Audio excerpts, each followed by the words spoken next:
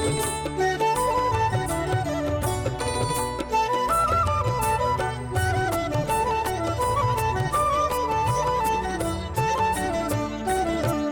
TV presents mom's kitchen కి స్వాగతం. ప్రతిరోజు నేను రమ్మగారు ఈ దసరా నవరాత్రికి సంబంధించి ఒక్కొక్క రోజు అమ్మవారి అలంకరణ, అలానే నైవేద్యాలు, ఆ రోజు యొక్క విశిష్టతని మీ అందరికీ తెలియజేస్తున్నాం కదా. అయితే నైవేద్యాల్ని ప్రత్యేకించి వండి చూపించాలని మా ఉద్దేశంలో భాగంగా మామ్స్ కిచెన్ ని స్టార్ట్ చేశాం. మరి ఈ రోజు నుంచి ప్రతిరోజు ఉండే ఒక్కొక్క నైవేద్యాన్ని మీ అందరికీ పరిచయం చేస్తాం. వెల్కమ్ టు మామ్స్ కిచెన్ రమ్ గారు. Thank you very much. ఇవాళ నుంచి కొత్తగా వంట చేయబోతున్నాం. అవును రమ్ గారు, ఎప్పుడు మనం వంట ఎలా వండాలి, ఏమేమి వండాలి అనేది మాట్లాడుకునే వాళ్ళం కదా. ఈ రోజు వండి మరీ చూపిద్దాం ఇక నుంచి. మరి మొదటి రోజు నైవేద్యాలు, మనం దానికి సంబంధించి ఒక వీడియో కూడా చేశామండి. అమ్మవారి అలంకరణ, ఆ రోజు విశిష్టత, ఇవన్నీ మన ఇద్దరం మాట్లాడుకున్నాం. నైవేద్యం గురించి ఒక్కసారి మాట్లాడుకుని స్టార్ట్ చేద్దాం రమ్ గారు.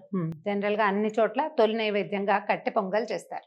కట్టె పొంగల్ అంటే మిరియం పొంగల్ అంటాం, పప్పు పొంగల్ అంటారు. ఊళ్ళల్లో పేర్లు మారిన పదార్థం ఒకటి.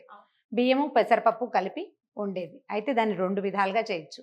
అన్నం వండేసి పైన తాలింపు పెట్టే విధానం ఒకటి. మనం తాపీగా ఉన్నప్పుడు దాన్ని టిఫిన్ లాగా చేసుకునేటప్పుడు పైన తాలింపు కరకరలాడాలి, జీడిపప్పు పంటి కింద తగలాలి, ఉండాలని. అయితే మనం ప్రసాదంగా చేసుకునేటప్పుడు మనకు కొంచెం సమయాభావం ఉంటుంది.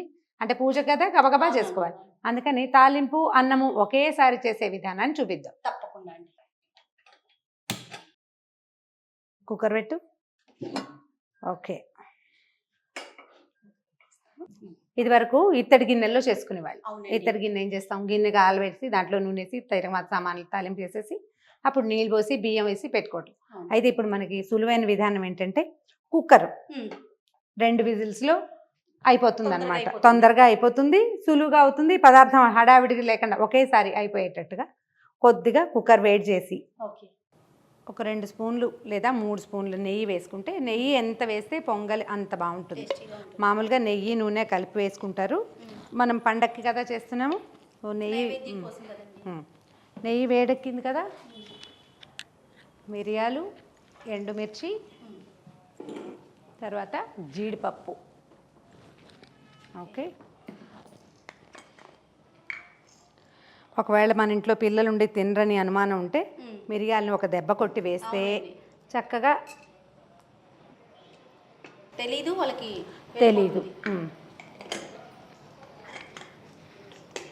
మిరియాలను కొద్దిగా వేకనిచ్చి, అంటే కొంచెం టపటపలాడతాయి. మొహం మీద చిందకుండా మాత్రం జాగ్రత్త పడండి. కొద్దిగా మినపప్పు, ఇది కమ్మదనం కోసం, అంటే వాసన బాగుంటుంది. మినపప్పు కూడా కొంచెం వేగుమొహం పట్టాక జీలకర్ర,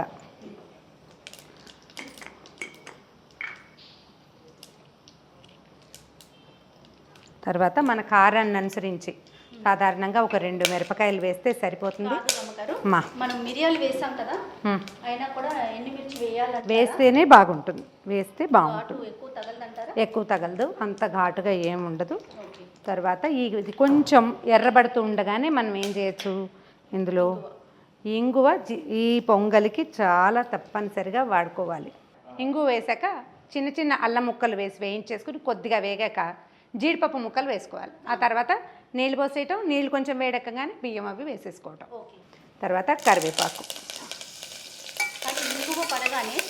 వాసనే వేరు, అద్భుతం. దాన్ని నచ్చిన వాళ్ళకి భలే ఉంటుంది. అంటే మనకి నచ్చాలి కదా టేస్ట్. అయితే ఇప్పుడు మనం ఎన్ని గ్లాసుల రైస్ ఎంత ఇది చేయదలుచుకున్నామో దాన్ని బట్టి అన్ని గ్లాసులకి 3 ఇంచుమించుగా మనం ఇప్పుడు ఒక గ్లాసు చేయదలుచుకున్నాం అనుకుందాం. తీసేయాలి. ఒక గ్లాసుకి 3 గ్లాసుల నీళ్ళు, 2 3 గ్లాసులు. ఇంకొక హాఫ్ గ్లాస్ వేద్దాము, ఎందుకంటే మనం పెసరపప్పు వేస్తాం కదా దానికోసమని. ఓకే. దాన్ని ఇంకేం చేయక్కర్లేదు, దాని దారిన అది కాగుతుంది. ఈ లోపల మనం బియ్యం పెసరపప్పు కలిపి కడిగేసుకుందాం. ఇప్పుడు మనం 3.5 గ్లాసులు నీళ్ళు పోసాం అంటే ఓ గ్లాస్ కొలత మంది, ఒక 3/4 గ్లాసు బియ్యం, ఒక హాఫ్ గ్లాసు పెసరపప్పు, అంతే. సరిగ్గా ఈ నీళ్ళకి సరిపోతుంది అనమాట. కొంచెం నెయ్యి వేసుకున్నాం, తాలింపు గింజలు వేసుకున్నాం, మిరియాలు, జీలకర్ర, ఇంకా మన టేస్ట్కి అనుసరించి ఇందులో వెల్లుల్లిపాయలు లాంటివి వేయము. వెల్లుల్లిపాయలు వేయం. అయితే మనం జీడిపప్పు వేసుకుంటాం మామూలుగా, మనం జీడిపప్పు వేయలేదు, నేను తెచ్చిపెట్టే కానీ. మళ్ళీ వేయించి వేసుకోవాలి. నీళ్ళు వేడెక్కిపోయినాయి, నువ్వు ఒక స్పూను ఉప్పు వేసేసే. ఇందులో ఉప్పు వేస్తే పప్పు అన్నం ఉడుకుతాయా అలాంటి అనుమానాలు ఏమీ పడక్కర్లేదు. కుక్కర్లో అన్నీ ఉడికిపోతాయి, అంత పట్టదు, కొంచెం తగ్గించుకోవాలి. ఒక గ్లాసే కదా, అదేసి. తక్కువైనా పర్వాలేదండి. అంటే పొంగల్లో తర్వాత కలుపుకోలేం. అవును. మన దగ్గర బియ్యము పప్పు కడిగి పెట్టుకున్నాం కదా, అది వేసేసుకోండి. ఏ నీళ్ళు ఎక్కువ వేడెక్కాల్సిన అవసరం కూడా లేదు. మీరు ఎంత స్పీడ్గా అయినా ఈ పని చేసేసుకోవచ్చు.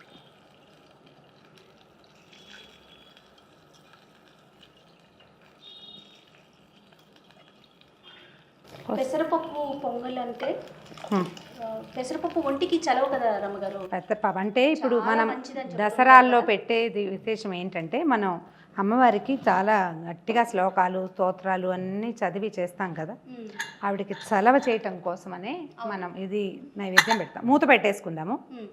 మూత పెట్టేశాక అప్పుడు మనం జీడిపప్పుని చివరికి తిరగమాత వేసుకుందాం. ఓకే, ఇదేంటంటే మనం పండగ కోసం చేసుకుంటున్నాము, తొందరగా అయిపోవాలి. స్టవ్ ఇది వేడెక్కే లోపలే మీరు స్టీమ్ వచ్చేదాకా ఆగచ్చు, లేదా మన అలవాటు ప్రకారం పెట్టేస్తే ఒక 2 విజిల్స్ వచ్చాక 3వ విజిల్ వస్తూ ఉండగా ఆపేస్తే అన్నం మెత్తగా అయిపోతుంది. నీళ్ళు ఎక్కువ పోసాం కదా, మెత్తగా అవుతుంది. పూర్తిగా చల్లారాక కనుక మనం తీసుకుని దాన్ని ఒకసారి చక్కగా కలిపేసి ఒక స్పూన్ నెయ్యి వేసి దేవుడి దగ్గర పెట్టేసుకోవచ్చు. కానీ ఈ పద్ధతి బాగుంది రమ్మగారు, అంటే సింపుల్. రకరకాల నైవేద్యాలు చేయాలి ఆ రోజు, ఇంకా వేరే పూజ విధానం, పూజ గది సర్దుకోవటం, ఇలాంటి పనులన్నీ ఉంటాయి కదా, తొందరగా అయిపోతాయి. ఎక్కువ చేసుకోవటం ఒకసారి కుక్కర్ పెట్టేస్తే దాని దారిన అది అయిపోతుంది. ఒకవేళ మనం ఇత్తడి గిన్నెలో చేసుకున్నా కూడా, గిన్నెలో చేస్తామని నేను చేస్తాను అట్లా, మనం ఇక్కడ కుక్కర్తో చేస్తాం కానీ నేను ఇత్తడి గిన్నె పెడతాను. అందులో ఈ తాలింపు దినుసులు అన్నీ వేసేస్తాం, నీళ్ళు పోసేసి బియ్యం వేసేస్తాను. కొంచెం హైలో ఉంచితే కాసేపటికి అన్నం పొంగొస్తుంది కదా, అప్పుడు సిమ్లో పెట్టి ఒక మూత పెడితే ఒక 10 నిమిషాలు ఉంటే అన్నం కొంచెం వదులుగా మెత్తగా ఉడుకుతుంది, చాలా తొందరగా అయిపోతుంది. గిన్నె తీసుకెళ్ళి దేవుడి దగ్గర పెట్టేసుకోవటమే.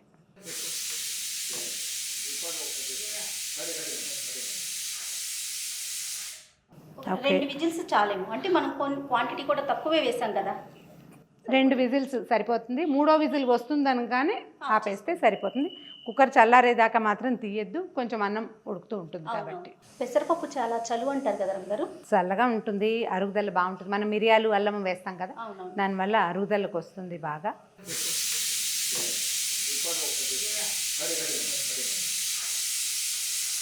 రెండు విజిల్స్ వచ్చేసినాయి చేయ. అవునండి. ఇంకొక విజిల్ రాకముందే మనం ఆపేసుకోవచ్చు. ఇది వరకు మనం నీళ్ళు పోసి ఉండేం కదా, పాలు పోసి కూడా ఉండేవాళ్ళు, ఎక్కువ కమ్మగా ఉంటుందని చెప్పి. కొంచెం పాలు పోస్తే కాస్త మెస్సీగా అవుతుంది, కుక్కరు పైకి వచ్చేసి అంతా మీగడగా అయ్యి అలా అవుతుంది. కానీ పాలు పోసి వండినా కూడా చాలా కమ్మగా ఉంటుంది, బాగుంటుంది అనమాట. లేకపోతే మనం ఇట్లా చేసుకుంటాం. యాక్చువల్గా మనము మామ్లో రెగ్యులర్గా వీడియోస్ కంటెంట్ మాట్లాడుకుంటూ ఉంటాము. అలానే కొన్ని వంటలు ఉదయం పూట చేసుకునేవి, టిఫిన్లు కానీ స్నాక్స్ కానీ, రకరకాల పచ్చళ్ళు పళ్ళు ఎన్నో మాట్లాడుకున్నాం కదా. మాకేమనిపించిందంటే వాటిని చేసి చూపిద్దాం. ప్రతిదీ కూడా కొంచెం టైం పడుతుంది, కానీ టైం పట్టినా కూడా ఖచ్చితంగా అందించాలి, ఈ కంటెంట్ కూడా తీసుకెళ్ళాలి అని చెప్పి సుమన్ టీవీ మామ్స్ కిచెన్ని స్టార్ట్ చేసామండి. మంచి ఆలోచనే. అంటే ఇవన్నీ తెలిసినవే అయినా కూడా కొంచెం ఈజీ మెథడ్, తొందరగా అయిపోవటం. అయితే నాకైతే ఈ కాలంతో పాటు పాతకాలపు రుచుల్ని పరిచయం చేయాలని, అంటే నేనని వంటకాలు, నా వంట అంతా పాతకాలపు వంటే, పద్ధతులు అవన్నీ తప్పకుండా. అయితే చెప్తున్నా కదా, ఇది మనం పాతకాలపు పద్ధతినే, మరీ పాత విధానం కాకుండా ఇప్పుడున్న అవకాశాలను బట్టి కొంచెం తొందరగా వండేసుకోవటం. ఎందుకంటే మన ఇద్దరం మాట్లాడుకున్నప్పుడు చాలా మంది కామెంట్స్ పెడుతూ ఉంటారు, చేసి చూపిస్తే బాగుంటుంది, ప్రాక్టికల్గా అంటే ఎలా చెయ్యాలి అనేది ఒక వివరణగా ఉంటే వినే వాళ్ళకి చూసే వాళ్ళకి కూడా చాలా బాగుంటుంది కదా. అవును, ఇప్పుడు మనం పులగం అని చెప్తుంటాం ప్రతిసారి, పులగానికి కూడా ఇదే పంద. ఒక గ్లాస్ బియ్యానికి ఒక గుప్పెడు పెసరపప్పు, ఒక చిటికెడు ఉప్పు, కొంచెం ఒక చిటికెడు పసుపు వేస్తే అన్నం కాస్త రంగు మారుతుంది.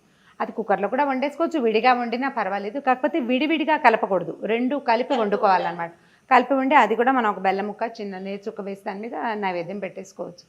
ఇలా చేస్తే మనం పొంగల్లాగా అంటే గుమగుమలాడుతూ ఉంటుంది కదా, ఒక రుచికరమైన పదార్థం. ఒట్టి అన్నం కాకుండా పులగంతో ఏంటంటే అది ఒట్టిగా తినరు, దానికి ఏదైనా ఒక ఆధారు కావాల్సి వస్తుంది. దీనికి ఆధారు అవసరం ఉండదు. అమ్మవారికి ఇది పూర్తి స్థాయి నైవేద్యం అనమాట. ఇందులో చూడు మనం బలవర్ధకమైన నెయ్యి వేసాము, పెసరపప్పు అరగడానికి మనం మిరియాలు, అల్లము, జీలకర్ర ఇవన్నీ యాడ్ చేస్తాం కాబట్టి ఎక్కువ రుచిగా ఉంటుంది, ఆరోగ్యవంతంగానూ ఉంటుంది. కుక్కర్ వచ్చేసింది, తీసేద్దాం జయ. విజిల్ వచ్చేసింది. ఎస్, చూడ్డానికి బాగుంది చూడు, ఒకేసారి అయిపోతుంది. ఓకే, మీకు ఇప్పుడు ఒకవేళ ఓపిక ఉండి టైం ఉంటే చక్కగా మళ్ళీ కాస్త దీని మీద కొంచెం జీడిపప్పు, కాస్త కరివేపాకు తాలింపు వేసుకోవచ్చు. మనకు కావలసినంత మెత్తగానే వచ్చేస్తుంది. ఇది నీకు మధ్యాహ్నం దాకా కూడా గట్టిగా అవ్వదు, మెత్తగానే ఉంటుంది. ఓకే, చూపిద్దాం.